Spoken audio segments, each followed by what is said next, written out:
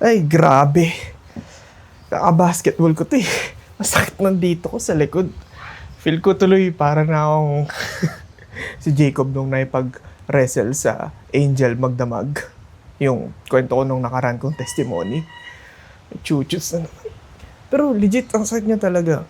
Gusto ko lang sabihin sa video kasi gusto ko lang maalala kung ano yung pinagdadaanan ko. Gusto ko lang din isama yun. Kumbaga, parte rin naman ng testimony yun. Kasi ang sakit talaga ng likod ko, promise. Pero, yun yung ngayon, nung sinusulat ko naman tong testimonya na to, yung puso ko naman yung napakasakit. Kasi nung araw na yun, talagang miss na miss ko yung idea ng pagmamahal. As in, yung puso ko hindi ko rin alam, hindi ko ma-explain kung ano yung nararamdaman ko. Basta ang sakit. Kasi nga sinabi ko na patuloy talaga yung buong September na yan, na yung araw-araw ay talagang yun yung nilalabanan ko bago ko bumangon ng kama o umalis sa kama. Yung pagka-miss nung pagmamahal na yun. Tapos sobrang sakit kasi talaga niya. As in, sobrang sakit niya. Isa pa dun, o dagdag pa dun, yung idea pa na talagang nilalabanan mo rin yung identity ng dating ikaw kasi nga naglalakad ka sa path ng righteousness na syempre kung hindi naman talaga ako sanay sa ganung klaseng larangan at yung faith ko ay kung aaminin ko na compromise kasi nga yung sakit. I mean, parang yung ngayon hindi ka makapag straight body, parang ganyan ka dun eh. Pero mas mahirap kasing labanan kapag yung utak tsaka yung puso eh. Mas mahirap siya kaysa sa physical. At least pag physical, alam mo kung saan yung sakit ito. Pero pag sa puso tsaka sa utak, ang hirap eh. Kapag ina-anxiety ka tapos heartbroken ka pa, ang sakit, ang hirap labanan. Pero ganun yung nararamdaman ko. Hindi ko alam kung sinakto ba talaga na ngayong araw. Talaga sakit eh. Parang ayoko na mag-basketball.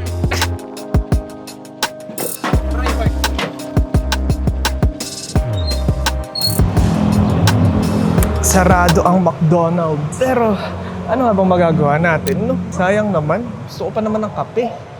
Pero yun, sabi rin kasi dito talaga sa James, at nakakatuwa nga dahil sakto rin naman tong mga pangyayari na to, tas nabasa ko tong James. Sa James 1:3-4, "For you know that the testing of your faith produces steadfastness. And let steadfastness have its full effect, that you may be perfect and complete, lacking in nothing." Sobrang ganda ng sinabi dito ni James. As in, kapag ka nabasa nyo to tapos naramdaman nyo itong pinagdadaanan ko, kumbaga, ang context kasi dito ni James ay suffering in hardship. Kumbaga yung mga Christians na nagkakaroon ng temptation na mawala yung faith. Ang sakit ng likod ko. Pero yun, parang ganun kasi rin yung context. I mean, ganun talaga yung context. At yung pakiramdam ko nga, sobrang nagsakto pa dun sa sinabi niya. Yeah. Dito na lang ako, Rob. Ay, ko ga. Andyan na si Idol. Yun, no? Lakad Peaky Blinder, oh. Ryan? Hey, boss. Robin ko ba, boss? Pero yun, sabi nga dito kasi, diba, sa verse ni James ay, "And let steadfastness have its full effect." Kasi nga yung testing ng faith ay magpaproduce ng steadfastness. Kumbaga, magiging perfect ka and complete, lacking in nothing. Gusto ko lang din sabihin na yung suffering talaga pagdating sa utak ko, yun na rin yung testament of faith. Kumbaga, para lang may clarity. Kasi steadfastness parang endurance na rin naman yun eh kung tutusin. Kasi magiging firm ka na rin at loyal kapag ka nag-endure. Ha? Yung pinaka na-realize ko kasi talaga dito, as in yung pinaka biggest revelation ko pagdating talaga dito sa walk of faith o testament of faith, dapat talagang lagi ka lang lumalapit sa Diyos. Kumbaga yun lang yung pinaka kailangan mong gagawin sa buong mga araw, sa buong segundo ng araw din yun, kahit gaano kahirap, kahit gaano kabigat.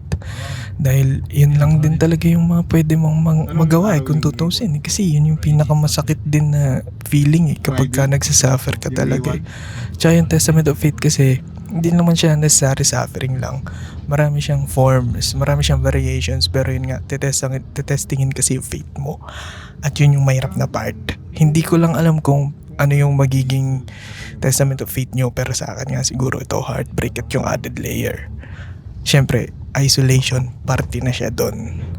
Pero depende pa rin naman sa yun kung paano nyo yun i-handle, kung i-isolate nyo pa yung sarili nyo. Pero pwede rin para mas malakas kayo pagkatapos.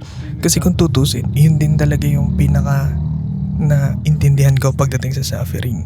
Dahil balang araw, di ba, pwede tayong gumawa ng disciples o kaya talagang maghanap ng disciples dahil yun naman yung purpose para sa atin. At kung naiintindihan nyo ng gusto yung suffering, hindi na rin kayo mahihirapan na ipaintindi sa ibang tao kung paano yun mapagtatagumpayan. Kasi nga, sabi ko nga, iba-iba yung testament of faith, pero syempre yung core message o yung core point ng suffering at pag-practice ng steadfastness, ganun na rin naman yung parang magiging outcome. I mean, yun yung intindi ko kung sa spiritual lang na side din. Kasi para sa akin, ang key takeaway din naman talaga ng testament of faith na may kasamang suffering nga. I mean, kasi isa talaga silang buong point eh. Kumbaga yun yung context ng suffering eh. Ay yung wisdom eh. Yung wisdom na matututunan mo patungkol dun. Tapos syempre, in the end naman, all for the glory of God pa rin naman yun. Hindi ka naman dapat lalagpas dun sa ganong klaseng point ng pinagdadaanan mo.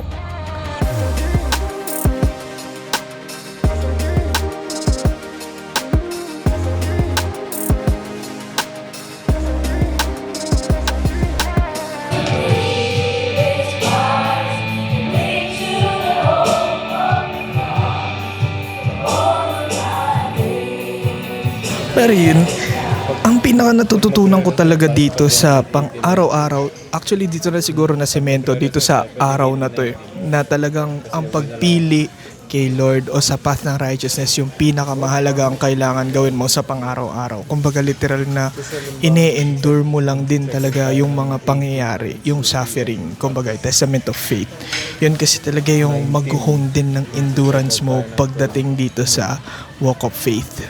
Kasi yun lang din talaga yung pwede mong magawa eh. Kahit gaano kahirap yung mga pangyayari sa buhay mo, kahit gaano kabigat. Kahit yung tipong alam mo sa sarili mong hindi na gagaan, pero alam mo rin naman kasi na may hope ka kay Jesus Christ. Yun kasi yung pinakamahalagang point, yung hope doon sa suffering na yun. Dahil naniniwala din ako na balang tumatagal o habang tumatagal na pinagdadaanan ko tong testament of faith, alam kong dadali lang din to na parang paghinga na lang. Kumbaga na yung goal ko na yung righteousness, parang araw-araw na living na hindi na ako mahirapan na piliin yung ganong klaseng choice. Kasi promise, yung mga ganong klaseng desisyon kakainin ka din niya eh kung sino ka man dati. Tapos tinatry mong baguhin ngayon, medyo mahirap yung part na yun. Kasi ang intindi ko rin talaga para sa akin the more na suffering, 30-42 daw idol, pasuyo. The more the suffering, kakaroon ka ng the more endurance at syempre the more wisdom para magkaroon ka pa ng greater hope. Yun yung pinaka naintindihan ko talaga. At yun yung pinanghahawakan ko na rin hanggang sa ngayon. Kumbaga sa present time sa ngayon. Sakit pa rin ang likod ko. Parang lumalala na siya, sumasakit eh. Feel ko dapat nagpahinga na lang ako eh. Pero hindi. Lakad lang, endure at lakad. Yun yung tinuro sa akin ni Lord. Kahit physical, spiritual, mental, endure, lakad. Sakit.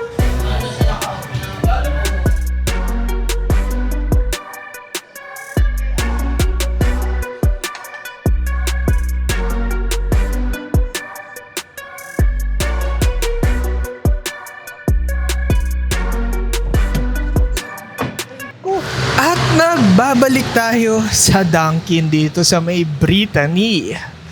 Nakakamiss din na. Parang halos 2 buwan na akong di nakabalik dito.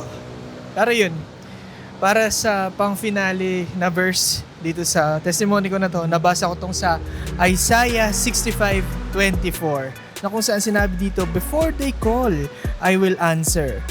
While they are yet speaking, I will hear."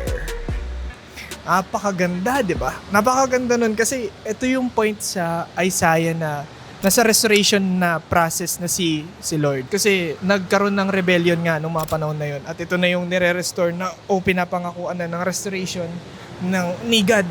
Yung mga tao niya. At para sa akin nga, kasi kahit papano, pwede ko naman siyang i-categorize na nag-rebel ako nung mga March 2025 at kumbaga yung consequences, yung mga sumunod o succeeding na months. Tapos, pinapangako niya nga rin sa akin na kahit nga itong suffering na nararamdaman ko sa Testament of Faith, ito na yung point din ng restoration. Kumbaga, ito na yun. Kasi hindi naman sinabi na kapag ka nag-surrender ka sa Diyos, dadali na yung buhay. Sinasabi ko nga na talagang tetestingin talaga yung endurance mo. Kumbaga, yung faith mo sa Kanya kapag ka bumitaw ka o kakapit ka, yun yung sinusukat din. Pero syempre, kailangan mo talagang mag-endure at mag-endure ng mag-endure. Kasi yun lang talaga yung pwede mong gawin, mag-endure. Kasi nakapangako naman na yung restoration. Kailangan mo lang talaga mag-endure. Yun lang talaga yung pinaka-na-realize ko. At yun din yung gusto kong ulit-ulitin dito sa Testament of Faith. Na kung kayo man pinagdadaanan nyo, endure lang. Endure lang yung hardships. Huwag kang susuko. Tsaka base nga sa verse na yan, while they are yet speaking, I will hear. Ibig sabihin talagang kung ano yung nasa puso mo, bago mo palang sabihin, alam na yun ni Lord. Kaya kung ako sa'yo, sabihin mo na lang din sa Kanya. Di ka rin naman kasi pwedeng magsinungaling kay Lord. Di mo rin pwedeng linlangin yung nararamdaman mo. Di ka pwedeng maging in denial sa kung ano talaga yung mga pinagdadaanan at sa talagang tinatakbo o tinitibok ng puso mo.